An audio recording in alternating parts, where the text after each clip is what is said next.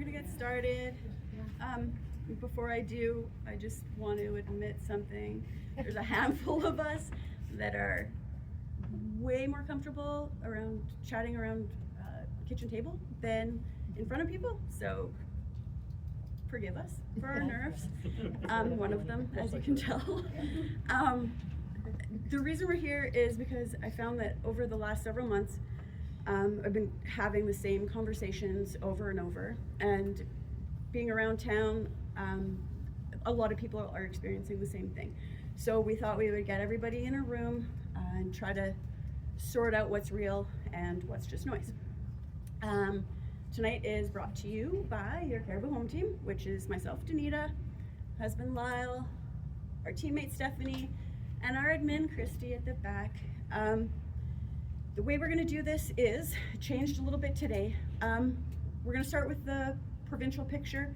We have Lauren Dirksen live from Victoria. He only has a little bit of time, so we're going to give him the floor first. A couple of minutes to ask him questions, and then we're going to have to say goodbye to him, and then we're going to do a panel. So we'll have these four on the first panel, and then we'll switch it up for another four. When that's all done, all of the speakers will go around the room, and then you'll have a chance to ask questions one-on-one. Okay, so I'll be asking questions for the first panel. Everybody knows what their questions are, and then we'll switch over and Stephanie will ask after that. So we will go ahead with Lauren. Are you there?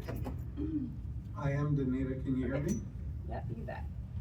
Perfect. Well, I also wanted to just welcome everybody and thank Danita and Lyle and all of the crew for putting this together. I certainly agree with the sentiment. I spoke with Danita, I think, on Sunday, and we talked about the title of Beyond the Noise, and I certainly appreciate that because there is a lot of noise right now. And while I don't want to downplay anything, I mean, it is pretty serious. I think that as we unwrap the budget here, we are finding out some pretty significant things that are for sure concerning, and that budget was delivered here just the other day, yesterday in fact. And so there are some things that are going to create some challenges for our residents. There's no doubt about that, and particularly in a couple different categories. But what we really wanted to talk about, is getting beyond that here tonight. And I know that we are in challenging times, and I don't think there's anybody that could deny that. I mean, we have got some significant debt to deal with in this province, and we do have obviously some industry that is being challenged. However, I also want to point out that we have some amazing things in the Caribou. I've lived in 100 Mile House. I've lived at the 108. I used to say I lived on Easy Street. It was actually on Plateau, but it was an incredible place to live. And I do want to just point out a couple of things, right? First off, there's huge hope for the industry of timber frame and log home building, and that construction is going on at an unbelievable pace, really, throughout the entire Caribou-Chilcotin. And it doesn't matter whether you talk to Durfeld in the north or Pioneer Log Homes or Sitka. These guys are very busy in a very highly skilled business that is very labor intensive. And so I think that there's things that we can be doing to support that industry. I want to speak a little bit about the company that the Town Lake Cheskin van owns, which is Spellquits, and they are working feverishly. We've had a number of meetings with the team there with respect to that plant that of course closed a number of years back, which is the Norbord plant. And that brings me to the point that sadly this is not the first time that 100 Mile has endured this. And I think if you talk to the mayor or CRD chair, there are some things that sadly they've had to learn in that community with respect to transition. And I know that we've seen obviously Chasm close, we've seen Norbord close, and now West Fraser, and that certainly was a serious hit, no question about it.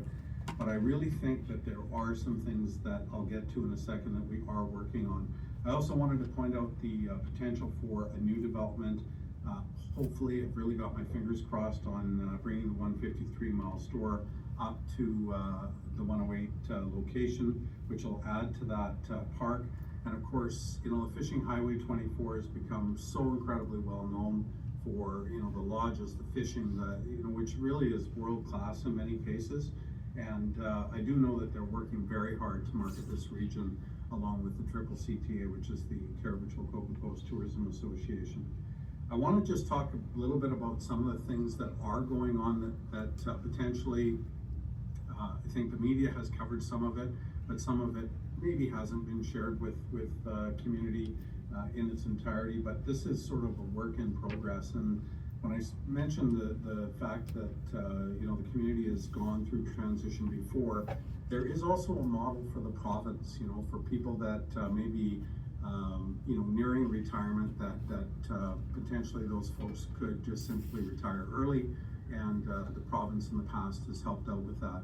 I've met with Donna Burnett and Mayor Pinckney in Victoria with the Premier directly, and we are working on another meeting that obviously was a little bit derailed with some sad events that happened obviously in the province last week. But we are working to sit down again, and I do know that Mayor Pinckney and I met with the Forest Minister in Prince George at the Resource Forum as well, where we doubled down on the fact that, you know, we're really hoping for some transition funding that, again, I can't stress this enough, that model already exists. We just need some funding in it to help out some of those folks that are a little bit closer to retirement.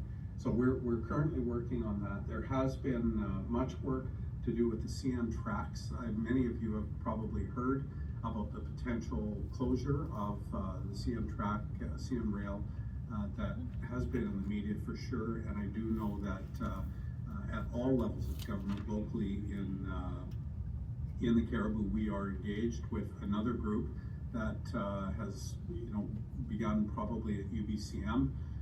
With mayors, council people, you know, MLAs, really from Prince George all the way through to Squamish. So we're trying to kind of reimagine that as well, and potentially on I guess maybe not. This is certainly not the greatest thing, but all health matters, and we have had definitely some help from Food Banks BC and Canada. I don't know if anybody is from the food bank in the room there today, but Brian and others have worked very hard to secure some extra funding, which will certainly help at a local level. And I will say that the meetings will not stop. I mean, we have certainly pursued Ministry of Forests, Ministry of Jobs, Ministry of Rural Development, Ministry of Social Development and Poverty, and of course, we have also had much conversation with the Premier, and as I mentioned, we will be meeting again. So I just wanted, I mean, maybe the community to know that that work is ongoing. I'm sure others will have other things to share, but I wanted to just very briefly give you a bit of an update. I wanted to say I'm sorry I'm not there tonight. I really wish I was, and thank you, Danita, for creating a Zoom link and a space for me just to say a couple of words. Thank you, Lauren. Do you have time for a couple of questions? Sure, yeah, we can try them. Does anybody have questions? You touched on Northward, but what is happening out there with the Cannon Band? Yeah, there's a couple of different things that have been talked about, potentially, and gosh, you know what, I should probably let them explain that. Nothing is secure out there, but what I will say is that there have been many things contemplated. We did have some meetings with respect to a possible pellet plant, and so that, of course, the situation with CN Rail has kind of complicated that a little bit. So, you know, there are some things that are being contemplated out there, and I do know that there are some upcoming meetings, and I know that they're excited because they definitely want to get something going out there. So I'm going to leave that at that for now. Okay, thanks. Anyone else? Okay, thank you so much, Lauren. Thanks to Anita for doing this. You bet. Take care. Can I stay on to? Yeah, absolutely. I'm just gonna switch you sideways here so that you have to. Up at the wall. People there, that's awesome. Okay, so we're gonna start with the panel, and as I said, everybody's got their questions. I'm gonna start by letting everybody just tell us who they are, who they're with, what their role is, really quick. Starting with Al. Oh, thank you. I'm Al Richmond. I'm the director for Area G, Lackahash 108, actually from about 78 mile right through to 138 mile. Number of communities within my region. I'm also happen to be chair of the Caribou-Chilcotin Regional Hospital District, and I live at the 108. Perfect, thank you. Hi, I'm Margot Wagner. I represent Cannon Lake Forest Grove area all the way out to Hendricks Lake and all the other lakes out there. I'm also chair of the COD board, and I am chair of Northern Development Initiative Trust based in Prince George. Hi, I'm Maureen Pinckney. I'm the mayor of 100 Mile House, born in 100 Mile. I've lived at Horse Lake 108, and now I'm recently right back in 100 Mile. I sit on various boards, name them. Glad to be here and glad to see so many people here. Thank you for coming. My name is Jamie Galvin, and I am the president of the South Caribou Chamber of Commerce. I have been here since 2016. I am a local business owner, and I am excited to be here tonight to see what everybody has to say and questions. So, thank you. Okay, we'll get started. First question is for Al. From a regional perspective, what initiatives, infrastructure projects, or economic efforts are already in motion that residents may not be aware of? So can I do 1 and 2 at the same time? Well, that'll throw me for a loop, but okay. Sure. Okay. So one of the more exciting things that just came out of our staff at the regional district is a new website called Make the Move. And it's moving away from the regional district focus, but to the region focus. And it's to encourage people to move to our region. And it's unlike anything I think we've ever seen before. It's very unique. It's designed so businesses can take it and use it to promote their companies, their businesses, and the region. And we're hoping that it'll be a new tool so they can help people integrate into our community. As well, a campaign, it'll be an ad campaign that we've generated to make people grow interest in the community. So, but to make this successful, you can't do something if you can't measure it. So we're gonna beg industry, the realtors and people that may use this tool to tell us if you run into, how did someone actually use this tool to get there? Did it actually help you? So then we know that these initiatives are worthwhile. And I didn't bring a PowerPoint, we're not gonna do that tonight, but it's really, if you went through what our communications people have done and what our economic development officer has done, it's actually phenomenal. It's something I've never seen before put out by any community, by any region, trying to focus on the region. Because we know that we're gonna attract people here to the Caribou. They may come to Williams Lake and may stop in 100 Mile, and they may end up in 100 Mile rather than being in Williams Lake or Quesnel. So it's one thing that's out there, and I think it's gonna be launched hopefully by April sometime, and you'll actually see it. So it isn't something that's coming, it's there, it's been built, and we're getting ready to launch it. Infrastructure, a number of infrastructure projects going on in various water systems. The regional district operates water and sewer systems, so we have low pressure improvements going on the 108 water system. It's a $1.2 million project. Contract's been let, work's gonna start. Magnesium rural system is out for approval to the taxpayer right now in Horse Lake. That's a $1.2 million project as well. These are all things that put money into the economy and local people get to work on. Caribou Memorial Hospital, it's a $366 million project. It's going on in Williams Lake now to build a state-of-the-art addition to that hospital, which will help attract professionals. I was fortunate to tour it about 2 months ago, and our board's going to tour it a week tonight. It makes any hospital I've ever been in pale. It is absolutely unbelievable, the care and the fact, state-of-the-art that it will be, and something that we all can be proud of, and it's there. So hospital district again is funding. We fund about 30% of that task. Lo and behold, 2 weeks ago, these are how small things come about. I received a phone call from a resident, not an economic development officer, a resident of the 108 that said, what do you think about us doing some filming? What about bringing the filming industry here? So I said, well, let's see what it does. The last 2 weeks, we've gone and we had a film company come up. They're gonna shoot one scene for a movie they're doing in Vancouver, here at the 108. we started with one site, we now got 3 sites. So we visited 2 sites, and on the way out, I tagged him in and said, you wanna look at this heritage site, the largest log barn in Canada. You wanna see what we have to offer here. And you know what they focused on was a little trapper's cabin which faces the lake. So they're now gonna come talk to Historical Society this afternoon because the call only came in. And I said, would you open it up so these people could film there? I said, by all means.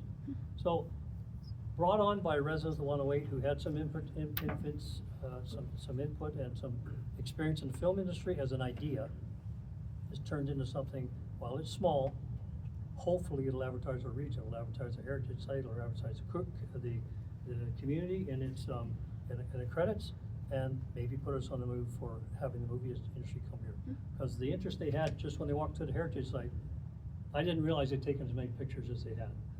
They said, well, what about this and what about this? So we just got to get them here. When they get here, we got to show them what's here. They also then after that travel out to Bridge Lake to look at other locations out there for potential filming, and they settled on these 3. So they may settle on something else because like I said, just on Sunday it was 2, today it was 3 sites. So that's promising.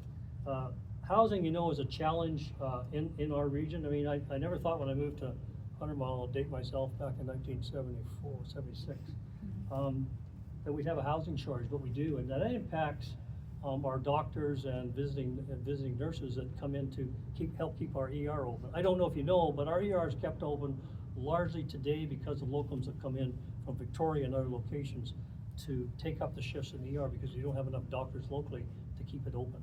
And so they're right on the edge all the time. So when you hear closed, it's closed because somebody called in sick or they couldn't get here. And it's a challenge. So the hospital district is building a commercial building with 3 apartments above it. And those apartments will be for visiting healthcare professionals, so locums. You know, it's located behind, right in behind the 100 Mile Community Hall. You'll see that they've already cleared out the building, did some excavation. But hopefully it'll be open by the end of next year, or this year perhaps. And it'll have 3 apartments, 1 3-bedroom apartment for a visiting family who come, doctors that come or nurses that come, plus 2 1-bedroom apartments available for healthcare professionals. Yes, they do pay for the utilization of the apartment, but they'll be furnished and they'll be there and there'll be something they can use so they can walk to restaurants, that they can walk to the hospital. And it gets them into the community as only this community does. You may not be aware, but when people come to visit our community and serve time in our hospital, they meet people in the community. And we get more residents that come back here, resident physicians and people do locums, that they're willing to come back because of how well they're received and how friendly the town is. So that's a testament to, again, our people that we are, but it's always been warm and welcoming community. We certainly will face our challenges on that. And just so you know, there's no tax increase for us to build this, it'll be built. So you won't see an increase to build this building. Looking 5 or 10 years out, I guess what I'd like to see is, Lauren, are you still there? Yes. A balanced budget in Victoria. Please. Don't get me started, Alan. It's supposed to be positive tonight. Yeah, well, well, that's positive. That would be positive. Anyway, I'd like to see that Caribou remain to be an affordable place to live for our kids, for people to come here. I'd like to see new businesses here creating employment opportunity and opportunity for young people who don't have to move away. I have 2 boys. One did move away for opportunity, but one has made an opportunity here. He's doing very well. So it can be done here, but there isn't always niches they need for young people to do that kind of work. I think increased tourism will help stability in our economy while raising awareness of Caribou and encouraging people to move here. And ultimately, more healthcare professionals to provide better healthcare and better access to doctors in the community, and a vibrant agriculture industry to take advantage of the demand for local food and sustainable food production. Thank you. I'll just answer to all 3 of his questions. So he's done.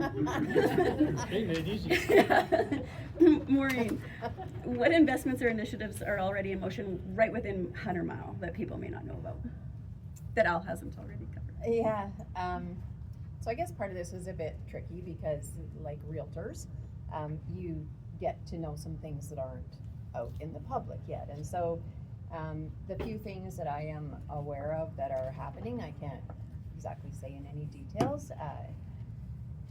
Lauren did touch on a little bit of there is a lot of activity right now around the old OSB plant, so that is looking very encouraging. That would be, you know, something that provides many jobs. The development at the 101, where the co-op gas station is, most of those lots are all very actively being looked at with solid business plans behind them. So though we can't exactly divulge what they're going to be, 100 Mile in its commercial activity is very promising right now, and that's a very good sign because it hasn't always been. Commercial has quite often been a very tough haul in this community. I know I'm in the commercial business. But I would like to say that, you know, at the district office, we, answering to some of the Facebook stuff, like people will comment, well, why don't you just set up business? Why don't you just tell them they have to be there? And, well, then a comment, well, why did you bring in McDonald's? Well, we don't do those things. We set the stage. We try to make it so that our commercial, industrial, heavy industrial, all of our lands have good property tax, that they are zoned correctly, that they are attractive to someone who wants to set up business, that they know that we have a community profile online, that they can look and see how many people live in 100 Mile in the area, that they can look and see what activities are here. And those are the kind of details and data that we set up, mostly within our 100 Mile Development Corporation, not actually with the district 100 Mile. We have a separate corporation to look after economic development. And that is how we try to attract people.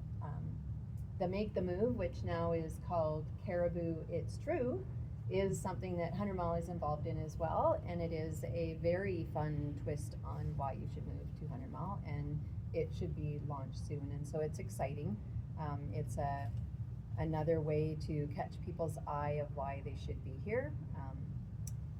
There is not a lot of people long-time families, there's a lot of long-time families here. But the majority of people that live in the South Caribou and 100 Mile now came here probably once as a tourist first, and so tourism is huge. And we do, through our economic development, have our tourism and our task force that's working really hard to capture and keep that going, and that's all done within the district of 100 Mile. But we look after the whole South Caribou in that regard. So the promotion guides that we try to get people interested in and look on the website, and really there's so much information, and just trying to get people to look at it.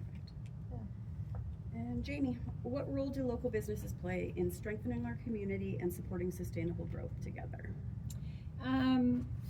So yeah, being part of the chamber, I joined a couple years ago, and I see the connection with the businesses, and we're focusing on, you know, hosting events in the community. The community coming together just like we are today is extremely important. We collaborate with local businesses, local government, focusing on creating the opportunities here, and there is a lot of opportunities. I think that it's important that everybody, you know, work together and talk with each other and see how you're doing, and that's what the chamber is also here for. If people do have questions, they come, they ask us, we're here to support them. If they're needing referral, we're there to help them. But I think that people want to feel supported, and that's what's important. And if we support each other, you just feel better, right? I, as a business owner for myself, I reach out to other businesses, I have conversations, I stay positive, you know, see how we can help each other. And I think that's what we really need to focus on. The chamber helps to make sure that, you know, that everybody's not standing alone, right? So working together. And our thing is, you know, we grow and we stay stronger together. Perfect. Margot, what long-term planning decisions help buffer rural areas from short-term economic shocks? So I'm going to talk a little bit more going rural. So you can't attract a new industry if you don't have land designated for it. it has to be already designated. So rural economies go up and down. Long-term planning helps to offset that, and that means building up reserves, replacing aging infrastructure like in water, old water systems, sewer lines, maintaining enough industrially designated land so we can respond if the demand shifts. So if we have a request for an industry to come into a rural area, we have the land available to accept what they want to do. And directing growth to areas that can actually support infrastructure. So I'll give you an example. In Forest Grove, there is a large lot that is actually designated as a future mobile home park. It will never be a mobile home park because Forest Grove water system does not have the capacity to supply that area for all those mobile homes. And to have a mobile home park, you need to have a proper sewer system. You can't go with just field drainage systems. You actually have to have a system. Forest Grove doesn't have one. So it's things like that that, you know, you think you've got the land that will work for what you want it to do, and it won't because it's not actually got the requirements, and we can't do the requirements because the wells there, the CRD did take over the old school well when Forest Grove School shut in 2004, but it's in the same aquifer as the other one, so it didn't solve anything. We just have two wellheads. Do you want me to carry on? No. Like for the One at For a the time. one at a time. Okay. Okay. If everybody else did I mixed all mine together. Maureen, so- back to you. What are the biggest misconceptions you're hearing from residents right now? So I think not even right now, just overall. Every day we have people coming into our district office and phoning, and the reality is people don't understand how the governance works. They don't understand when they live outside the small boundary that they're within the CRD, that they're within 100 mile where those taxes go, what gets collected. And it's a bigger issue than just the amount of money on your tax. It's whether or not you get to vote for certain people, whether or not your taxes. I hear all the time people telling me, well, I don't want to pay for the pool in Williams Lake anymore. And you've never paid for the pool in Williams Lake. And that is almost daily. People are not understanding where they're paying their taxes, where that money goes. So in 100 mile, when we collect your taxes from within 100 mile, we collect all the taxes for every agency that you're paying property taxes for, whether it's something federal, whether it's schools in the province, whether it's your garbage or the tax that we collect to maintain the roads and water and sewer in 100 mile. We collect that, and then we hand it out to everybody that we are collecting for. And it is all designated on the tax form, but people do two things. They see their assessment and they get really excited because it went up and they want to sell their house and they're happy it's high. Or they get it and then they're not so happy and they want to fight it. So they pay a lot of attention to the assessment paper, but they don't pay as much attention to the detail that's on their tax form.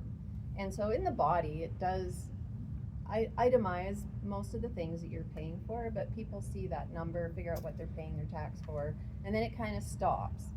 And so every day we have questions at our district office about, you know, why am I paying for this when that's not what I'm doing? And typically they're not even talking to the right government agency.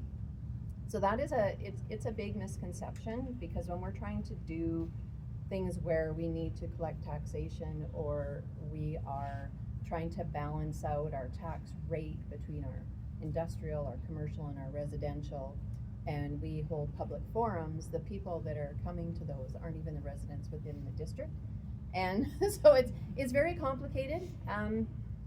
It isn't, but it is a complicated matter where miscommunication gets construed all over the place. I guess, you know, what we would like to do is just, anytime there's any questions, they can certainly come and ask us, and there is a CRD office in 100 Mile, and they can ask the CRD office as well. But that is a constant misconception that we hear all the time from residents. That makes sense. And on that note about assessments, just so everybody knows, as realtors, we can't look at assessments because they're all over the map. I've listed houses that sell for half of assessed and houses that sell for twice assessed. Nobody's gonna complain if they're not paying enough. Or if they don't want, nobody wants to pay more. So you're not gonna complain when it's low. And then, I mean, if it's high, you're gonna complain. But just so that everybody knows, it plays very little, if any, part in your actual market value of your house. Back to, yes, oh, hi. Sorry, I'm waving, I don't know if you can see me. No. I just, because we're talking about housing, I just wanted to take just a quick second to say a couple of things on that. Obviously, I'm a layperson, but we do have a number of people that will reach out to our offices and inquire about real estate listings and that kind of thing from outside. I mean, obviously, we direct those folks to professionals like yourselves.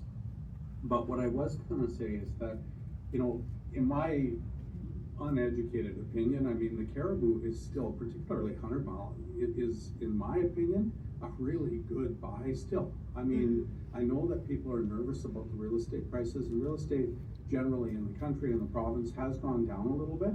But, you know, I'm in Victoria where they sell a 400 square foot apartment for $500,000. I mean, they sell leasehold apartments here, you know, that have 25 years on a lease for, you know, $300,000 and $400,000 a block away from the legislature. And I know, you know, I've got family that live in the coast that really have been challenged, you know, buying a house down there. And, you know, I know that the rent that they're paying is just astronomical. I mean, $2,000-3,000 a month. And so, you know, often I've joked with my brother saying, Trev, if you want to come, you know, to the Caribou, you could drive, you know, he's a professional truck driver. You can drive every day to Vancouver if you want and live here. But I mean, the reality is, certainly visiting doctors, visiting healthcare professionals that I've, you know, just very quickly showed the real estate pricing here, they're always shocked, you know, that you could look at a home for, you know, 800 grand or something on Lac La Hache type of thing, right? So, you know, I know my own home is, you know, probably a pretty good buy, you know, comparatively speaking to the rest of the province. Anyhow, I just wanted to say that. Yeah. I do have to go back to the chamber here, I'm sorry, but Okay. thanks for doing this. Thanks, Lauren. Okay, and back to Margot. What are some quiet strengths of rural areas that don't get enough attention? So I meant to say this at the start, I'd like to acknowledge that we're meeting on the traditional Chechen territory. Sorry, I had that in my head and I stopped when I started to speak. So rural communities are stronger and more diversified than people often assume. We don't just have one industry. In many of our areas, you'll see a mix of industry, government, services, healthcare, tourism, agriculture, mining. When one sector tightens, another one is often growing. So we also have a lot of home-based and remote work opportunities. The infrastructure has quietly improved in rural areas. We have a lot of fiber optic out in my area. Places where I honestly never thought we'd get fiber optic, like my house, because I am a long way out. Lower overhead costs for small businesses. So the cost of a commercial space is lower because it's out in the rural area. There's more availability to shared community space. So there is, you know, some people may have a commercial business that they've split into 3 small square footages, and then so a smaller business could actually go in without having to rent a huge place. They can have like what they really need for their needs. There's shorter commutes. Forest Grove is about a 20-minute drive from 100 Mile. Lower wage pressure in some cases, not always. There's less competition, and it creates room for niche services. So things that are kind of a little bit out of the ordinary, a lot of them become home-based businesses, but there's also a lot of niche services for services that you don't very often see in rural areas. For instance, we have a phenomenal dog groomer in Forest Grove, and she's doing amazingly well. Forest Grove is a relatively small area, but she does well. We also have direct access to major transportation corridors. Like I said, you know, Forest Grove is 20 minutes, Cannon Lake is about 35 minutes. And there's also a growing opportunity, as Al has spoken, and Maureen as well, in Indigenous-led agriculture and tourism. I know we were talking about the old no board plan, But there is a lot of interest in agriculture and tourism, and also out in my area, there's a lot of logging that goes on by the Chechen band.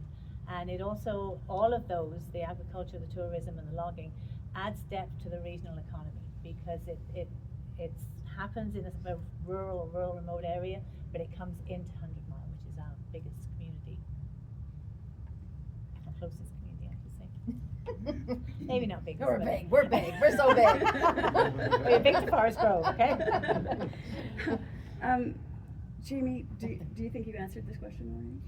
You know what, I'm just gonna What wing about- it, cause okay, whatever. It's like- so, it's good. how does the Chamber support local businesses and help create a strong, welcoming environment for new entrepreneurs and families moving to the South Caribbean? So I kind of touched on that about working together and supporting each other. But I think what's really important is when we have young families that are moving here that are wanting to start a business, they have fresh ideas and they're eager to do it.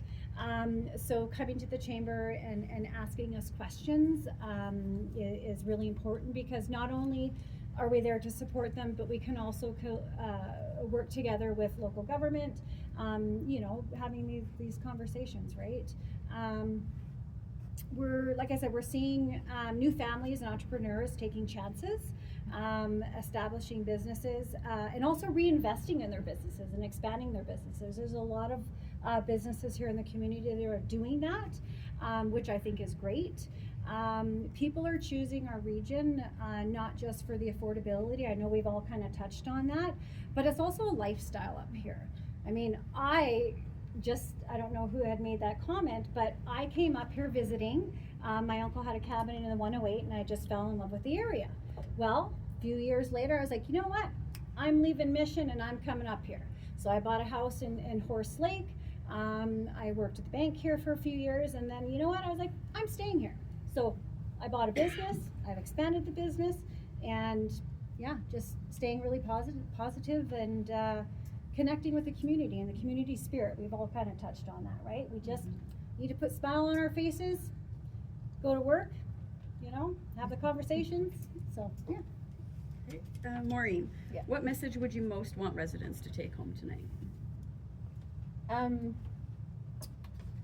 You know, I guess we have all gone through ups and downs, and I think the one thing that everybody realizes when you look back is you've learned something from it.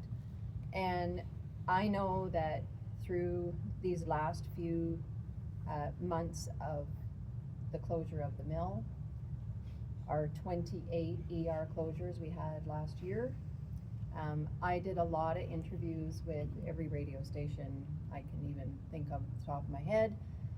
We had a film crew come through here doing a documentary on how forestry changes in small towns. That'll be coming out, a little film. And through all of it, my message was very clear that we are a small town, we are resilient, we are optimistic, and we've been here before and we survived, and we will survive again. And they were always surprised at how positive I was through the interviews. And I think it's exactly for the reason why everyone has said here. We have so much going on and so much to be thankful for on how many people have moved here, why they've moved here. They haven't moved here in the last 20 years because of a job. They've moved here because they want to move here.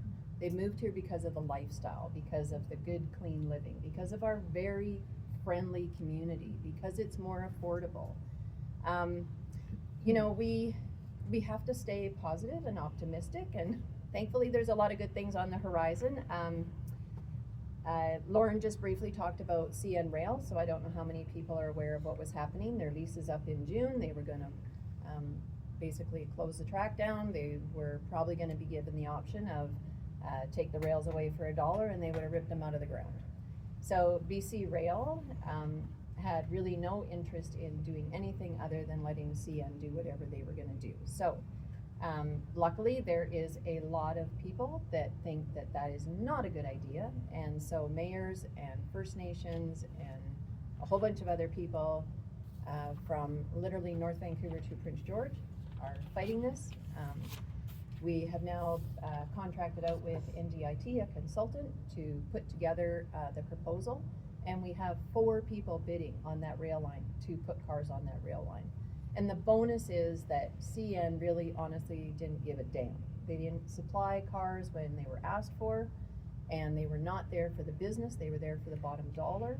And all 4 of these new people, all we need is one, but all 4 of them are there for the businesses along the rail line, not their bottom dollar. Obviously, they need to make a profit, but their number one thing is let's get business working for business. So that is very good, because if we're going to update and expand Exeter Road in our industrial park, rail is dependent on it, and we are very encouraged that this major railway guy took this on and is doing an amazing job and has already moved so fast, so far down this road. It's very exciting.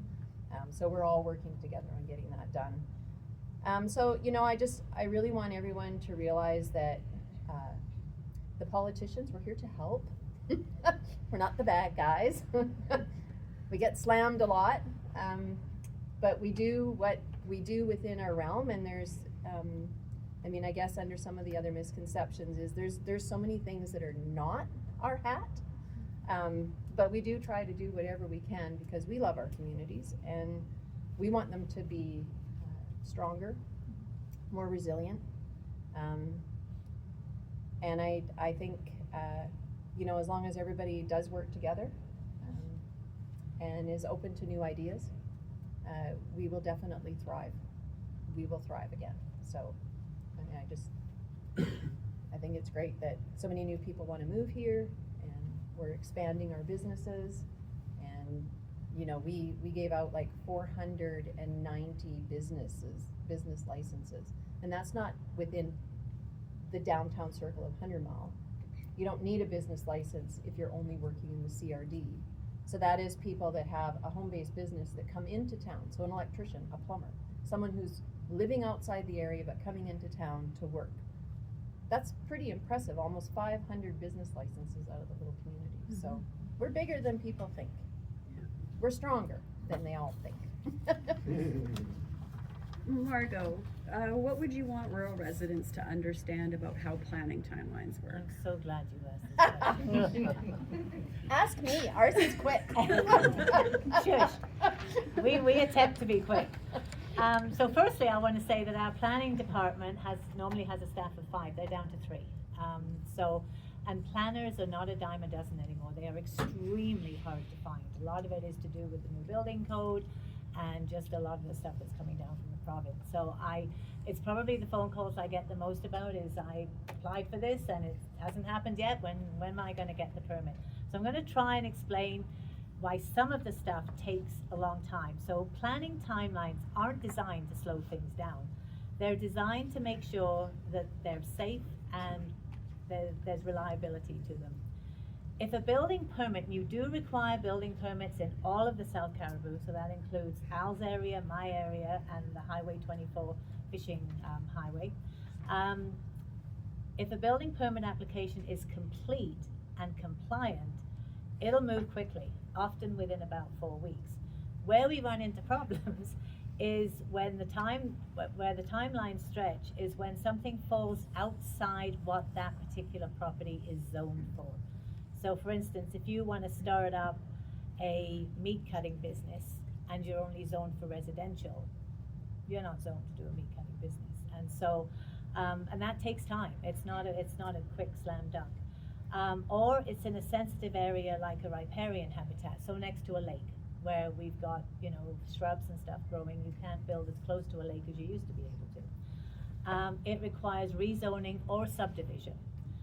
Provincial approvals are involved, and once we get to provincial approvals, they can take a long time, because so often when you go into rezoning or a subdivision especially, you have to have engineers, biologists, septic designers, or well drillers need to sign off.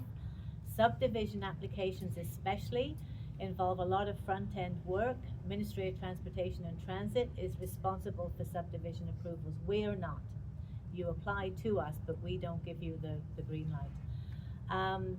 The Ministry of Transportation and Transit process is to ensure proposed lots have adequate water, suitable soils for septic, aren't flood prone, have proper road access for first responders, and don't impact archaeological or environmental features.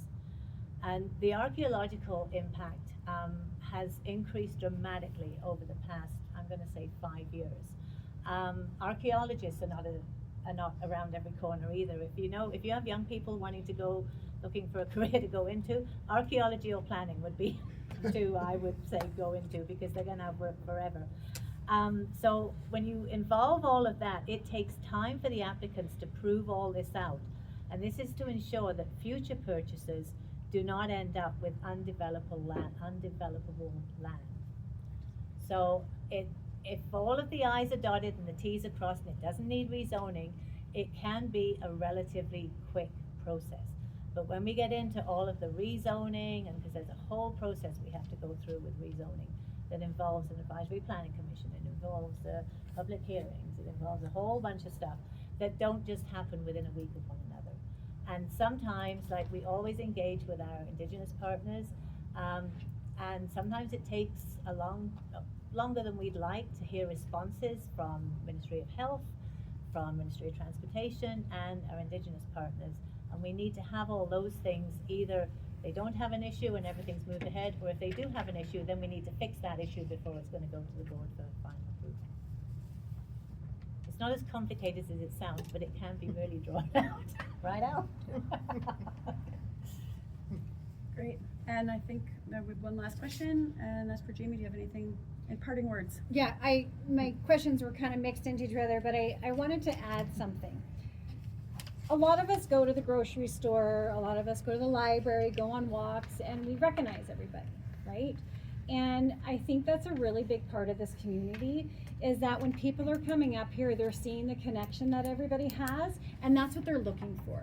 A lot of people don't see that in the bigger communities, and I think that we really need to be proud of 100 Mile, of where we are and where we're going to be. And I think it's a great community, and if we all just stick together and work together, I think everything will just be great. Just wanted to add that. Perfect. Thank you, all four of you. We're going to do a quick panel change and get back to it.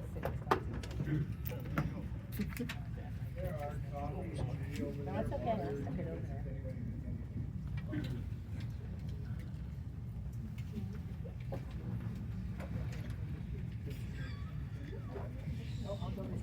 I'm going the wrong way, obviously.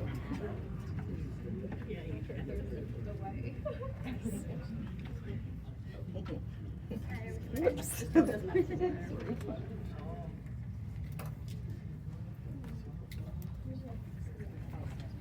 No.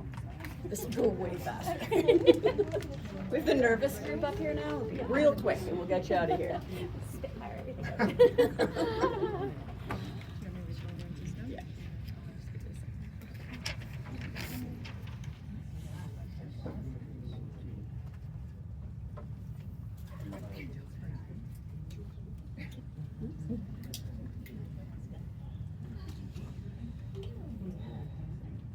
Might as well just get started.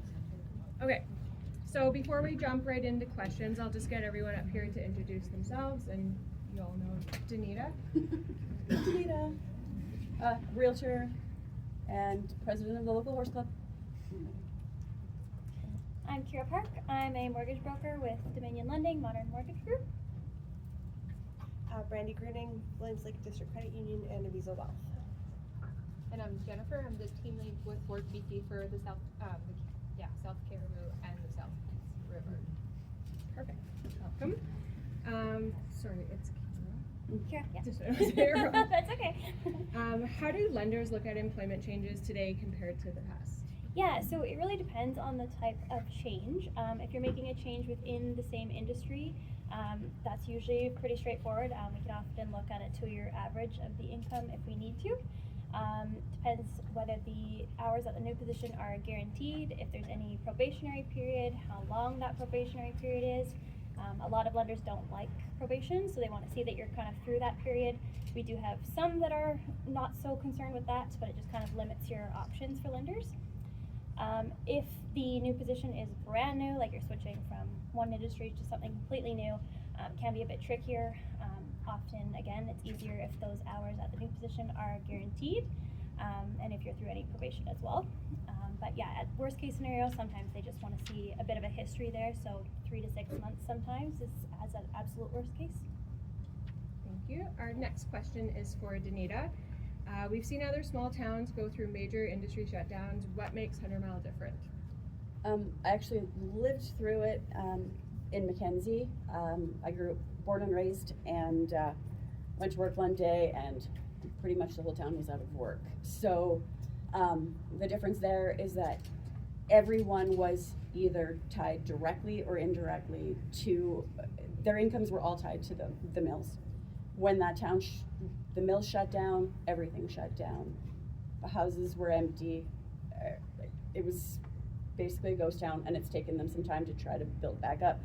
Tumbler Ridge is kind of the same thing, very industry driven, tied to mining. Commodities go up, down, it fluctuates with it. 100 Mile is, I find it completely different, definitely more diversified. We've got a lot more people who aren't working, they're retired, they come here just to enjoy the lifestyle. A lot of recreational buyers. We have, we're positioned close to some of those bigger centers. I mean, Mackenzie and Tumbler Ridge were both, you're not driving there unless that's your destination. You don't travel there, through there, to get to anywhere. Whereas we're right on the highway, and we have that through traffic as well. And like Lauren said, we're one of the last affordable communities. Our prices may have increased a ton through COVID, but we're still considerably more affordable than just about everywhere else. So, I mean, it doesn't mean that things aren't going to shift. It doesn't mean things aren't going to change, but I think we're really well set up to weather it. Excellent. Jennifer, for someone affected directly or indirectly by job loss, what should their first step be? So I would say the first step is apply for EI. Make sure you're securing your income, and then once that is secure, you can look at what your options are and kind of go from there. One thing that's important to know is that because we don't have a permanent Service Canada office in 100 Mile, we have access to an outreach number, which we have available at the booth, but I might just mention it for the purpose of the recording, which is 1-877-631-2657, and it will connect you within 5 minutes with a Service Canada representative that can help you with any EI question, passport, pension, like any of that stuff. They can also answer any of your questions, like in regards to your applying for EI, and they can, I believe, do it on your behalf over the phone as well. Perfect, thank you. Brandy, how should families think about short-term stress versus long-term plans? Focus on what you can control and what truly matters to you. Revisit your financial plan. Don't let stress cloud your judgments and make impulsive decisions. Ensure that you're not crippling your long-term goals for short-term gratification. For example, every dollar spent today could potentially impact your future goals. A bigger picture example would be redeeming from, say, a locked-in pension plan. That would mean that now you don't have those funds working for a future you. So if something in your immediate time frame has changed, managing the short-term plan should be looked into as plans evolve over time. Sorry, I'm one of these kitchen table people. We all are. Yeah. So it would be a good time to reach out and meet with your trusted financial professional and revisit your goals and see what has changed, what needs to be adjusted or tweaked. Perfect. Danita, when people ask you if the market is in trouble, what do you tell them? First, I say my crystal ball is broken.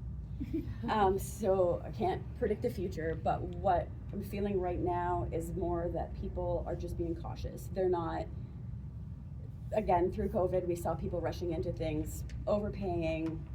It was crazy. And now it's just kind of gone back to pre-COVID levels where people are going to think about it a little bit longer. Your buyers are going to take their time.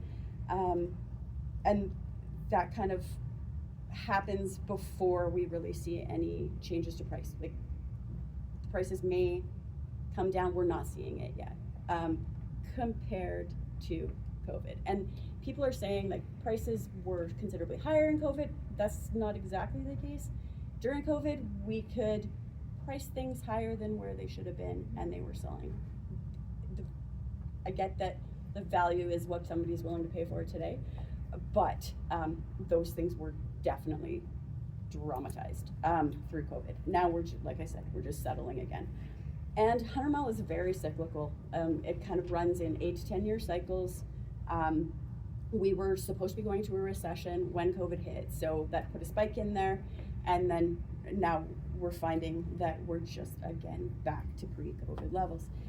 It's not something we have not been through before, so I'm optimistic that we're just going to roll through it.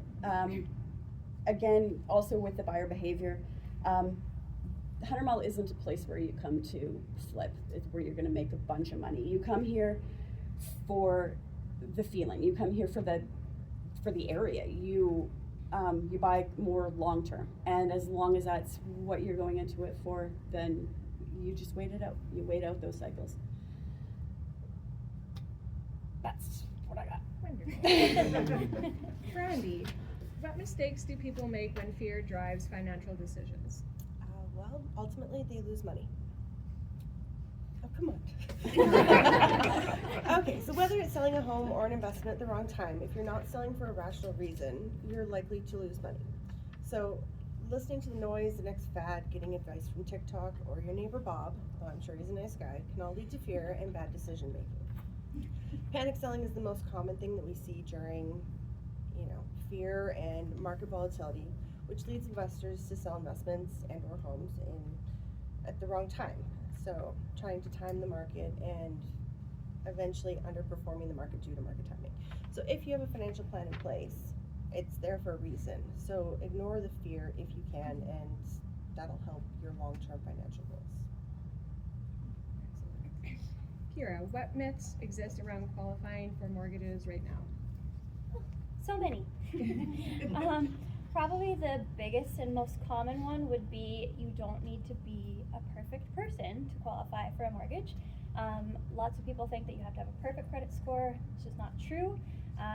Usually as long as you're sitting above 600, 620, 680 is ideal for what we call our A or conventional lenders.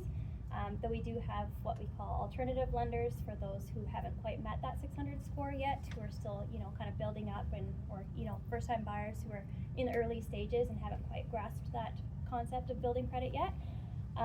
Another really big one that I see is that clients come to me and say, oh, well, I have no debt, so I have really good credit. And that's just unfortunately not the case. You have to actually have credit and be using it in order to build your credit. And lenders want to be able to see that you've been able to handle credit in the past and manage that well. Another big one is having past credit hiccups, like consumer proposals, bankruptcies, collections, things like that. They do sometimes, of course, hinder your ability to get approval, but it's not a full stop. Again, we have those alternative lenders who cater to situations like that. Life happens, so, people make mistakes, and it's about, getting back on track and making that plan to get there. Another big one I did want to mention was self-employed borrowers not being able to get approved. That's another huge myth that I've been finding a lot, especially as numbers for self-employed clients go up. We do have a lot of creative solutions for those borrowers who are, like myself, obviously want to, reduce taxes as much as they can for what they're paying, so aren't always claiming as much on paper. We do have a lot of creative solutions for those types of people as well. Perfect. Jennifer, what supports exist that people are often surprised to learn about? Sorry. So there's a lot of different supports that WorkBC can offer that go beyond regular job search. So there's supports available to job seekers, but there's also supports available to employers. So for job seekers, some of the supports that we can offer is a funding. Like there's funding to start employment, so to start your business. There's funding for personal counseling, for on-the-job training like wage subsidies, funding for courses like first aid, but also long-term courses like the class 1 training or medical lab technician or those types of training. Like there's funding available for more longer-term training that may lead to a certificate, typically within a year long, just to kind of give a rough idea. The other thing with that, the other piece is that the training doesn't have to be local. So if you are looking at a training that is not available locally, we could look at that. And then there is different type of allowance that come into play, like living away from home allowance, commuting, transportation. We can top up EI. Like there's a lot of opportunities that are available. We have also been made aware that there might be more initiative coming out in the next couple days, which would allow for greater flexibility around some of the services and supports that we have available. So we're just like waiting to hear more about it, but if you are interested in any of that, like please be in contact because we'd be happy to help you. Thank you. Brandy, what advice would you give someone feeling pressured to do something right now? Don't. Give yourself time to process and digest whatever the situation is. Be it a change in your personal life, family situation, employment, health. Most decisions don't need to be made immediately in that moment. Reach out again to a trusted professional, family, revisit your goals, and don't be afraid to get a second opinion. Okay. Kira, what do homeowners need to know about renewals in uncertain times? Well, renewals are never guaranteed, even more so in uncertain times. They can, they kind of set the bar higher when times are uncertain. But usually as long as your current mortgage has been in good standing, you've made payments on time, you're pretty likely to receive a renewal offer from your lender. Now, that being said, most lenders also don't offer their best rates at time of renewal. Things like product incentives, cashbacks, best rates available usually tend to cater more towards new clients and new business for those lenders. So of course, they're trying to build their numbers. I do like to advise clients to start shopping for your upcoming renewal like 4 to 6 months prior. You definitely don't want to leave this to something last minute, because then you get stuck in a position where you're having to just take what you can get, and that can be pretty expensive as well. Definitely another thing to note is to be checking your credit score ahead of this renewal on your own. It doesn't cost you points on your credit or anything like that to check yourself, which a lot of people don't know. So definitely be checking that ahead of time.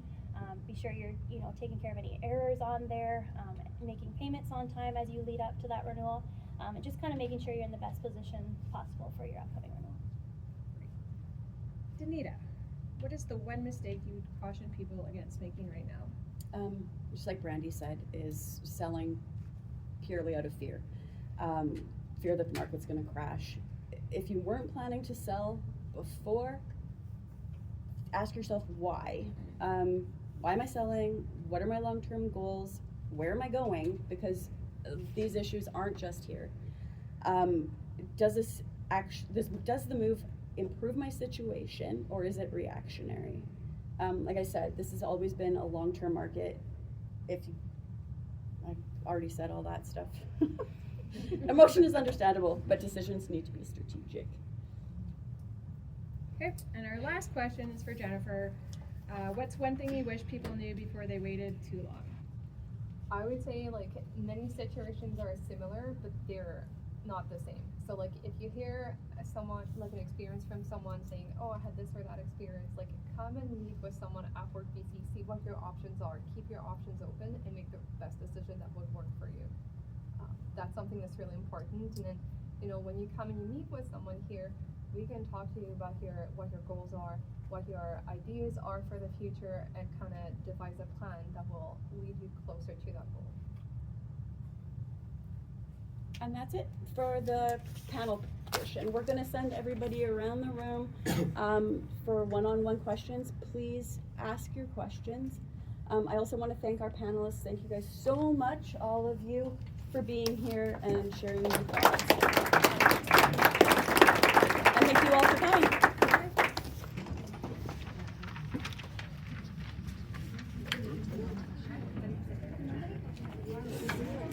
Are you sure? A little bit.